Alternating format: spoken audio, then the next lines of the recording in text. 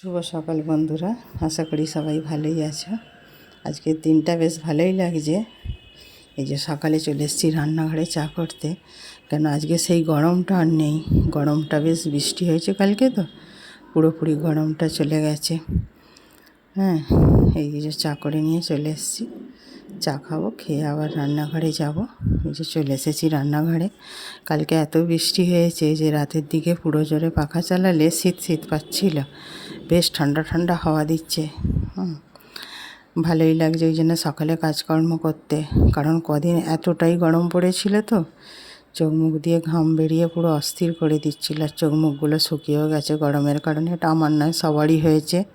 সবাই গরমে কষ্ট পেয়েছে, তবে সবাই এবার রেহাইও পেয়েছে। বলছে তো নাকি আর ওই গরমটা হবে না, এবার মাঝে মধ্যে বৃষ্টি টিষ্টি হবে।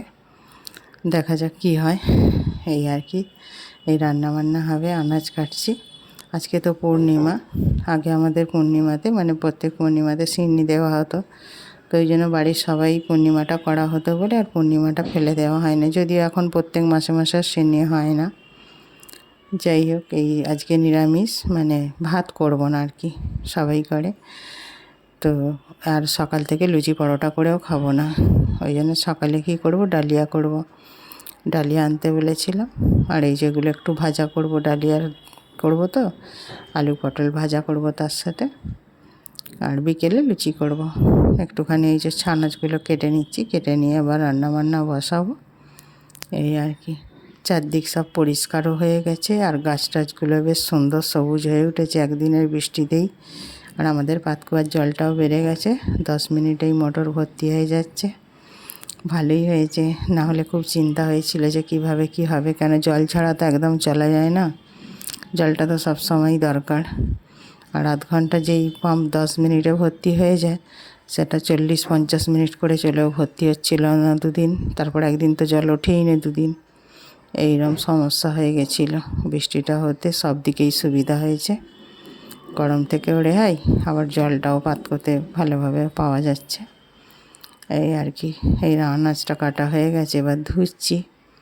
হ্যাঁ, এই যেখানে আমি মশলাপাতি রাখি তাকে। এই যে পটলগুলো ভাজা করব, এই যে আলুটাও ভাজা করব। এই যে আলুর দমটা করে নেবো, এই জন্য বসিয়ে দিয়েছি। আর বন্ধুরা দেখুন, এই যে ডালিয়াটা নিয়ে এসছে, আমার তো এতটা ডালিয়া লাগবে না। আর ডালিয়াটা না একটু ভেজে করলে হড়হড় করে না, বেশ ভালো হয়। আর ডালিয়াটা আমি কি করব বলুন তো, এতটা লাগে না তো, ওটা আবার কবে করব। আর ডালিয়া রেখে দিলে ভীষণ, এই যে ডাল আর ডালিয়াটা সিদ্ধ বসিয়েছি, তো এই ফেনাটা ফেলে দিচ্ছি। নুন দিয়ে শুধুমাত্র ডাল আর ডালিয়াটা ধুয়ে সিদ্ধ বসিয়ে দিয়েছি, নুন দিয়ে সিদ্ধ করছি। আমি না ওটা ভেজে রেখে দিই, ভেজে রাখলে কী বলেন তো, ওই যে একটা গুমে যাওয়া ভাব বা জড়িয়ে জড়িয়ে, মানে ওটা আপনি যদি এখন 2 মাস পরেও রান্না করেন খুব ফ্রেশ থাকে। অল্প ভাজি, ভেজে রেখেছি। এটা আলুর দমের মশলা করছি, এই যে আলুর দম করব। আলু ভেজে সিদ্ধ করা ছিল। আর ডালিয়ার রেসিপিটা আমি বলছি, আপনারা এইরকমভাবে করে খেয়ে দেখবেন। এই যে তেলের ওপর শুধুমাত্র লঙ্কা ফোড়ন দেবো। এবার লঙ্কাটা ভাজা ভাজা হয়ে গেলে 5 ফোড়ন আর রাঁধুনি দেবো। অবশ্য আজকে আমার বাড়িতে রাঁধুনিটা শেষ হয়ে গেছে, দিচ্ছি না। ধরুন খানিকটা 5 ফোড়ন দেবো, আর খানিকটা রাঁধুনি। যদিও 5 ফোড়নের মধ্যে সামান্য রাঁধুনি থাকে, কিন্তু নামে আরও 1 চামচ বড় চামচে রাঁধুনি দেবো। দিয়ে এই যে সম্বুরে আর হলুদটাই দেবো। কাঁচা লঙ্কায় যে দিয়েছি 5টা-7টা দিয়েছি তো। আর দিয়ে এই যে এর মধ্যে কষিয়ে যখন তেল ছেড়ে দেবো, এইটা ঢেলে দেবো। আর মিষ্টি দেবো সামান্য, আর আদাটা ওই যে কাঁচা বাটা দিলাম, দেখলেন তো। দিয়ে 2 থেকে 3 মিনিট ফোটাবো, মানে পুরো সিদ্ধ হয়ে গেলে ওই জিনিসটা দিয়ে 2-3 মিনিট ফুটিয়ে এইবার ঘি দিয়ে দিলাম, আর দেবো গরম মশলা। এইভাবে খিচুড়িও করে খেয়ে দেখবেন, নিরামিষ দিনে ভোগের খিচুড়ি। ছেলে তো প্রত্যেকটা খিচুড়ি আমার হাতে খেতে ভালোবাসে, মানে আমি যদি গোবিন্দভোগ চালের করি, কখনও শীতকালে ভেজ খিচুড়ি বানাই, যাই বানাই, খেতে ভালোবাসে, বলে মা পুরো ভোগের মতো। এই যে রান্না হয়ে গেছে, খাবার বাড়তে চলে এসেছি। দেখুন নিজের থালায় আগে বাড়ছি, স্টিলের থালাটা আমার। কেন আগে বাড়ছি বলুন তো, আমি না খুব আস্তে, মানে গরম খাবার খেতে পারি না।